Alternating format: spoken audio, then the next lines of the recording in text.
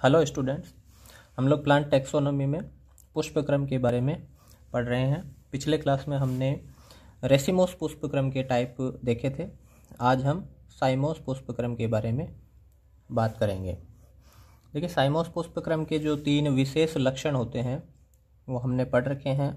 क्या है कि इसमें जो साइमोस इन्फ्लोरेसेंस है उसमें जो पेडंकल की ग्रोथ होती है वो डिटर्मिनेट या सीमित वृद्धि होती है, क्योंकि इसके जो पेडंकल है या पुष्पक्रम दंड है उसमें एपेक्स रीजन पर एक फ्लावर होता है, जिसकी वजह से उसके आगे की जो ग्रोथ होती है वो रुक जाती है। सीमित वृद्धि इसमें हमें देखने को मिलती है। डिटर्मिनेट ग्रोथ होती है पेडंकल की या पुष्पक्रम एक्सिस होती है उसकी।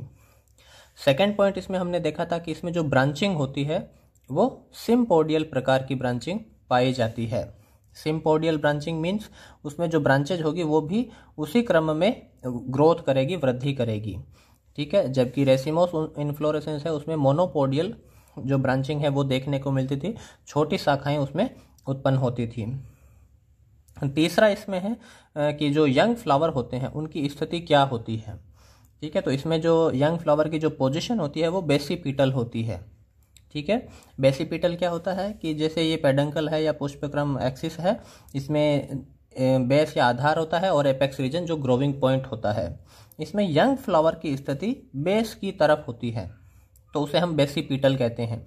जैसे ये ओल्डेस्ट फ्लावर है, ठीक है, उसके बाद में जो फ्लावर बनेंगे उनकी पोजीशन कहाँ होगी, नीचे की तरफ होगी, आधार की तरफ होगी, बेस की तरफ। जैसे ये यंग फ्लावर है, इसके बाद में और फ्लावर बनेंगे तो वो उनकी स्थिति इस तरह से ये ब्रांचिंग होगी, तो ऐसे ब्रांचिंग होगी, ये यंग फ्लावर होंगे।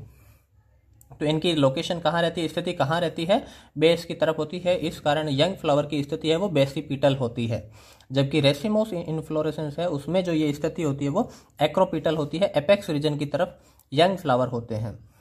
ठीक है, तो ये साइमोस इन्फ्लोरेसेंस के 3 विशेष लक्षण जो हमने पहले भी देखे थे, एक बार और देखे हैं। पेडंकल की ग्रोथ होती है वो डिटर्मिनेट ग्रोथ होती है, सिम्पोडियल ब्रांचिंग हमें देखने को मिलती है और यंग फ्लावर की जो पोजीशन होती है वो बेसिपिटल होती है। अब देखिए, जो साइमोस इन्फ्लोरेसेंस है वो ब्रांचिंग के आधार पर किस प्रकार से इसमें ब्रांचिंग होती है, कितनी ब्रांचिंग होती है, इसके आधार पर ये 3 टाइप से हो सकते हैं। ठीक है, साइमोस इन्फ्लोरेसेंस है वो ब्रांचिंग के आधार पे 3 प्रकार के होते हैं। फर्स्ट टाइप है मोनोकेजियल ब्रांचिंग होती है, मोनोकेजियल टाइप का साइमोस इन्फ्लोरेसेंस है। डाइकेजियल ब्रांचिंग हो सकती है और पॉलीकेजियल टाइप का इन्फ्लोरेसेंस हो सकते हैं। मोनोकेजियल या इसको हम यूनिपेरस भी कहते हैं, इसे बाईपेरस कहते हैं और इसे मल्टीपेरस भी कहते हैं। इनमें क्या होता है कि मोनोकेजियल के अंदर जो ब्रांचिंग होती है वो केवल एक साइड में ही ब्रांचिंग होती है। ठीक है, जबकि डाइकेजियल के अंदर इक्वली 2 ब्रांचेज होती है, डाइकेजियल में 2 ब्रांचेज है वो निकलती है, और पॉलीकेजियल के अंदर मल्टीपल ब्रांचेज होती है वो निकलती है। देखिए किस तरीके से होता है ये। सबसे पहले हम बात करते हैं मोनोकेजियल ब्रांचिंग की। देखिए, मोनोकेजियल के अंदर पेडंकल होती है उसमें से केवल एक ही तरफ से, एक ही साइड से शाखाएं या ब्रांचेज है वो निकलती है। तो ये पुनः 2 प्रकार से हो सकती है, स्कॉर्पियोइड टाइप से ब्रांचेज या हेलिकोइड प्रकार की ब्रांचेज उसमें निकल सकती है। देखिए, स्कॉर्पियोइड में ब्रांचेज क्या होती है, अल्टरनेट ब्रांचेज है वो निकलती है। किस तरह से ब्रांचेज होती है, अल्टरनेट ब्रांचिंग होती है इसमें।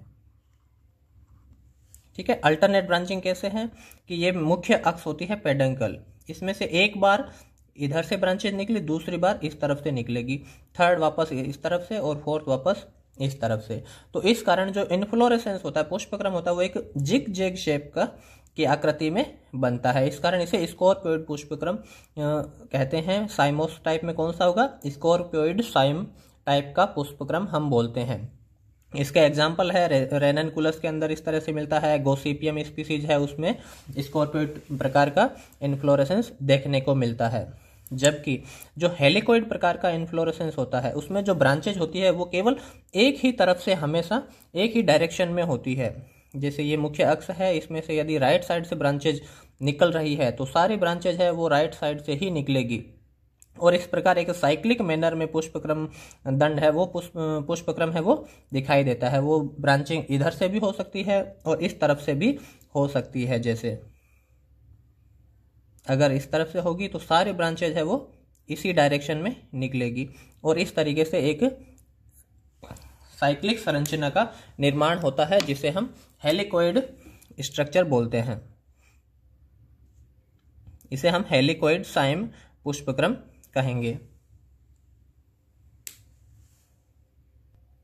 तो मोनोकेजियल के दो टाइप होते हैं, स्कॉर्पियोइड टाइप और हेलिकोइड टाइप। ठीक है, स्कॉर्पियोइड में जो ब्रांचिंग होती है वो अल्टरनेट होती है, जिसकी वजह से पुष्पक्रम की आकृति होती है वो जिग जैग शेप में होगी, जबकि हेलिकोइड संरचना में जो पुष्पक्रम की आकृति होती है वो एक रिंग शेप में या साइक्लिक संरचना के रूप में दिखाई देती है। सेकेंड टाइप है डाइकेजियल या बाइपेरस इन्फ्लोरेसेंस।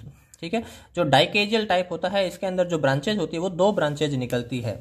पुष्पक्रम अक्ष है ये पेडंकल, इसमें से जो ब्रांचेज होगी वो दो ब्रांचेज निकलती है एक नोड क्षेत्र से, इस तरह से। ठीक है, इसे हम क्या कहेंगे, डाइकेजियल ब्रांचिंग कहते हैं। अब ये डाइकेजियल है, फिर आगे ब्रांचिंग भी इसमें हो सकती है, दोनों तरफ से हो सकती है। ये आगे भी जो ब्रांचेज बनेगी वो भी डाइकेजियल प्रकार से ही बनेगी और इस तरह का जो पुष्पक्रम होता है वो हमें डायंथस में देखने को मिलता है।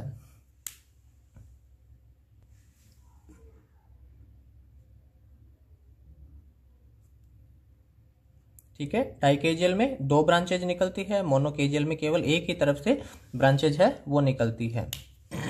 थर्ड टाइप है पॉलीकेजियल टाइप का इन्फ्लोरेसेंस या मल्टीपेरस इसको कहते हैं हम।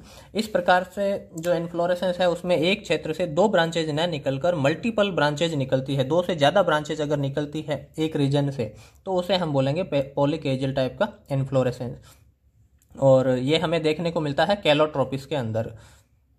ठीक है, इसमें मल्टीपल ब्रांचेज होने के कारण जो पुष्पक्रम होता है वो हमें एक क्लस्टर के रूप में, एक गुच्छे के रूप में दिखाई देता है। तो ये इस तरह से हमने साइमोस इन्फ्लोरेसेंस के बारे में बात की। नेक्स्ट क्लास में हम जो स्पेशल टाइप के इन्फ्लोरेसेंस है, तीन प्रकार के स्पेशल टाइप के इन्फ्लोरेसेंस होते हैं, साइथियम टाइप का इन्फ्लोरेसेंस, हाइपेंथोडियम और वर्टिसिलेस्टर टाइप का इन्फ्लोरेसेंस है, जिन्हें हम नेक्स्ट क्लास में पढ़ेंगे। Thank you.